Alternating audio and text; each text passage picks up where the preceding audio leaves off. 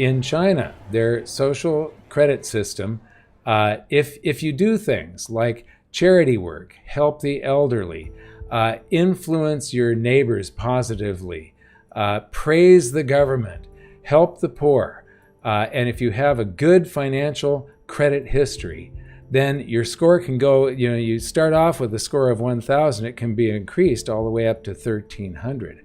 And as you increase your score, you get better access to loans and credit. According to this infographic that here, which I don't know how accurate it is, but as you increase your credit score from 1,000 up toward 1,300, notice that it can go up 300 points, but it can go down 400 points. But you get greater access to loans and credit. Free bicycle and car hire. Free gym. So I guess they're going to credit your digital wallet of CBDC with CBDCs that can be used, programmed for transport and gym. Cheaper public transportation, shorter waits in hospitals, fast track on job promotions at work, and tax breaks. And then if you do things that are on the negative side, you'll notice that they've got this staircase that you can climb to increase your credit score, but then there are these trap doors that they can open to lower your credit score. There's no staircase down. It's trap doors engineered by the government. But serious traffic violations, like, if you kill somebody, I can understand being punished. But and they've got drunken driving on this list in here. But things like speeding and jaywalking, protesting against the authorities, anti-government messages on social media, cheating in online games, believe it or not. This can all cause things like denial of licenses and permits, exclusion from flights and trains, limited access to loans and credit, and public shaming online and on TV. Unbelievable. So let's take a look at a little bit of this in action. Here's some speeding going on. And look at this. That was all the same minute. There were 4 in the same minute that they caught speeding. What a racket. What a way to generate income for the government. And then they get to instantly deduct from your the fines from your digital wallet as this surveillance system is going. So you can speed. It's just that you're going to pay for it, and you do too much of it, and your social credit score goes down, and then other stuff happens. China is developing an app to tell users whether they are within a 500 meter, that's a big meter, that's a big radius, that's half a kilometer, of someone who is on the blacklist of the social credit system. So they can use this to isolate people. This alerts you to who you may want to stay away from, lest your social credit score goes down. So if you call one of these people, or if you socialize with them, your credit score is impacted. So it will cause great isolation for people that the government doesn't like. Here's a great one, just to keep track. We've found 1, a secret Chinese police station in New York City, and 6 more across the country. 2, the Chinese Communist Party funded classes in K through 12 schools in the United States.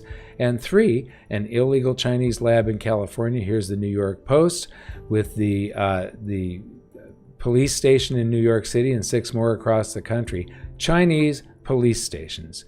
Alarming evidence links China Communist Party to American K through 12 schools.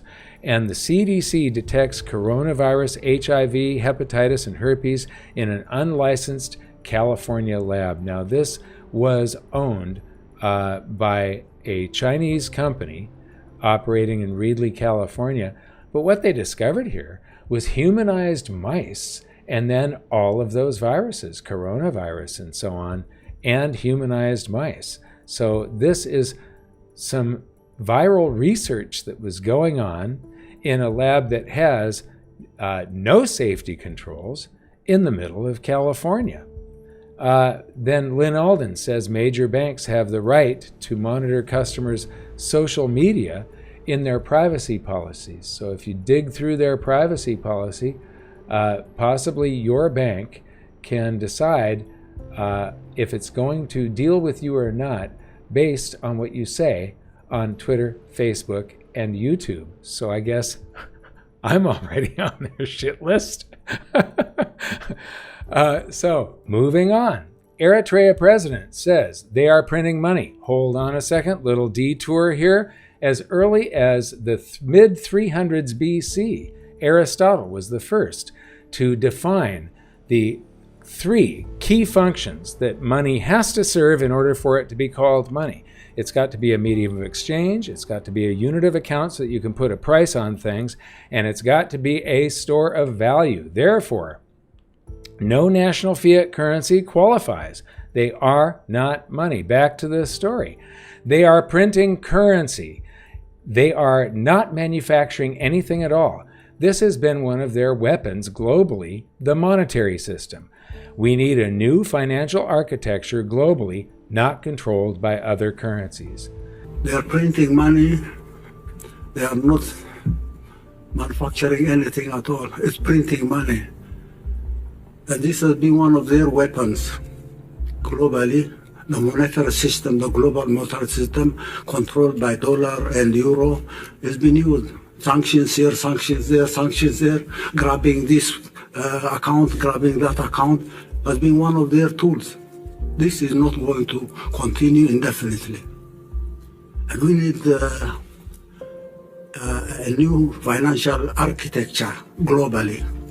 Not controlled by euro, not controlled by the dollar, not controlled by other currencies. Wow. I want to inform the president of Eritrea, we used to have one of those systems. It was called gold, and it is as long as it is not pyramided on top of by some fractional reserve gold standard, then it works wonderfully well, balances all economies, it stores value, it equalizes the entire financial system across the world. Moving on again, little update on CBCs. The World Economic Forum in China last week, so this was 3 weeks ago. CBDCs could be programmed by governments to prevent purchases it deems undesirable, like ammunition, drugs, and pornography. Now, before you watch this clip, it's only 39 seconds. This guy here is senior professor of trade policy at Cornell University. He's senior fellow at Brookings Institute. He's the new chair in International Economics and Research Associate at the National Bureau of Economic Research. He was previously chief of a division at the International Monetary Fund, the IMF, and before that, he was head of IMF's China division. So, now, take a listen to this. And the one final note I will make is that if you think about the benefits of digital money, there are huge potential gains. It's not just about digital forms of physical currency. You can have programmability, units of central bank currency with expiry dates. You could have, as I argue in my book, a potentially better and some people might see it as a darker world where the government decides that units of central bank money can be used to purchase some things, but not other things that it deems less desirable, like say ammunition or drugs or pornography or something of the sort. And that is very powerful in terms of the use of a CBDC. Well, isn't that nice?